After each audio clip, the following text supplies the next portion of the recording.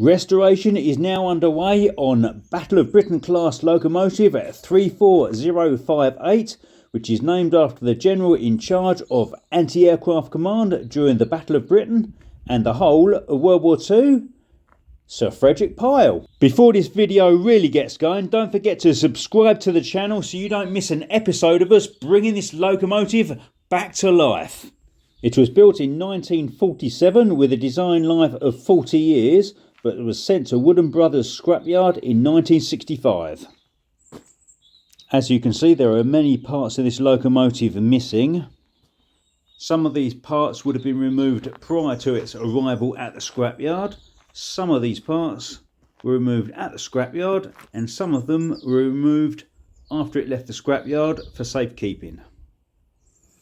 Before Sir Fred's arrival here in Kent, the Mid-Hants Railway kindly gave us a couple of track panels for the locomotive to sit on. And here we have Alan and Derek making some adjustments to the ballast underneath the sleepers. We're not going to be running high-speed trains along this piece of track anytime soon. It's just for the loco to sit on while it is dismantled. Here at Southern Locomotives Limited, not only do we have Battle of Britain locomotives, but we also have our very own Battle of Britain veteran. Yes, you must agree that Alan here in the white suit looks great for his age. In a future Railway Maniacs video, Alan there is going to tell us all about his story about the Battle of Britain at Hawkinge.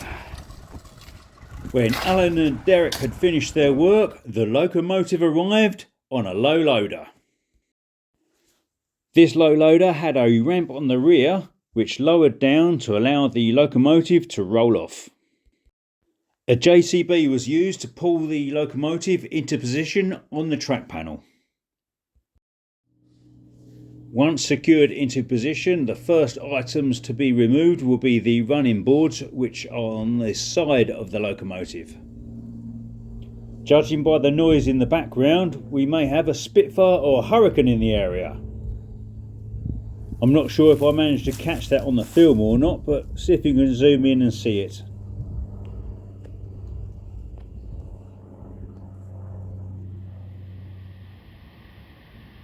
Back to the loco now.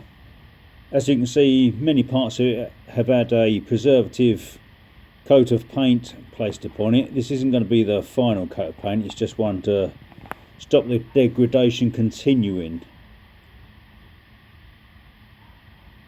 This is the outer right hand side of the firebox that you can see here. If we take a little peep inside this hole, we can see the boiler stays. You can check out the condition of those. The nearest one to us doesn't look too bad, the lower one, but I'm not sure about the rest. What do you think? Hopefully things in there aren't too bad and they can all be reused. We still have the odd piece of braking to remove.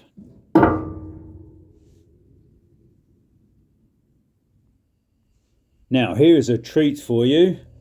Coming up now is a very often elusive third cylinder of a Bulleid Pacific.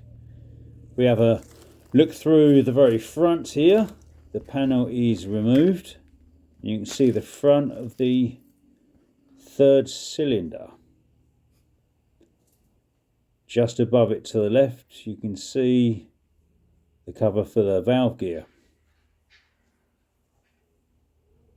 We can see through that little hole. What you can see hanging down there in the smoke box is the superheater elements of this loco. They're just placed inside the front tube plate.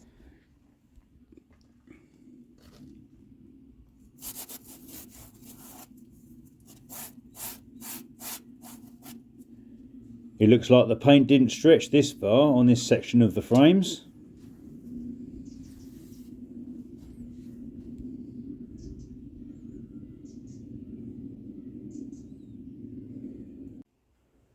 The left hand side of the loco looks in pretty similar state to the right hand side.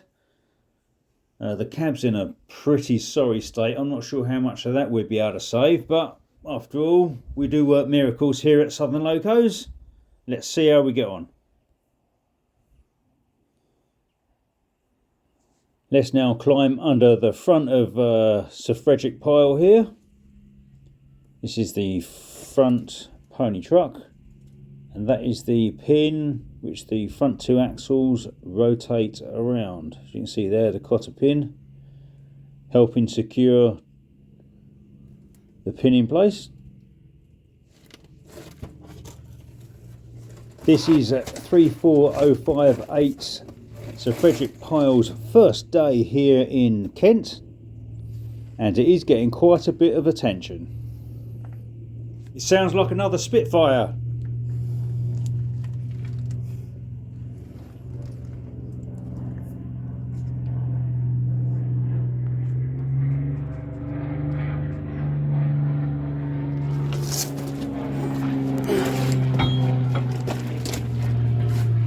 It sounds like it's just done a victory barrel roll. Can you see it?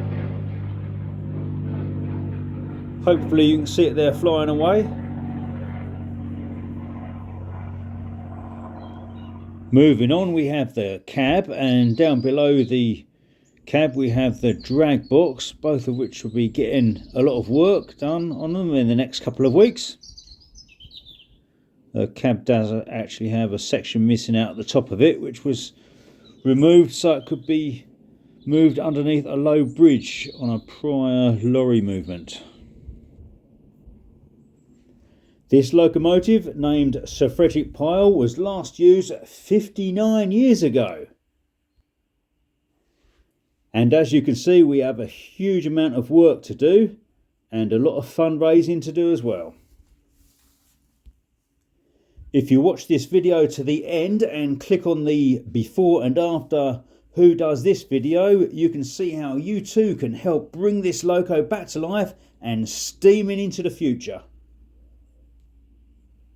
This loco has its own pop-up shop, and it's called the Friends of Sir Frederick Pile 34058, where you can buy gifts and merchandise such as t-shirts, mugs, paintings, pictures, and these fine robots.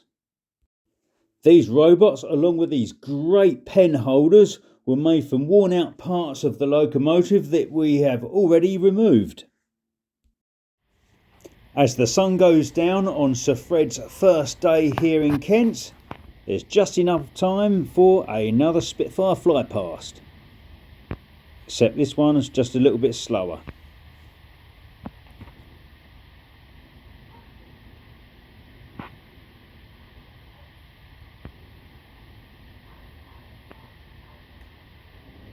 Well, this hot air balloon has given Sir Frederick Pile, the Battle of Britain class locomotive, its third Spitfire flyby of the day.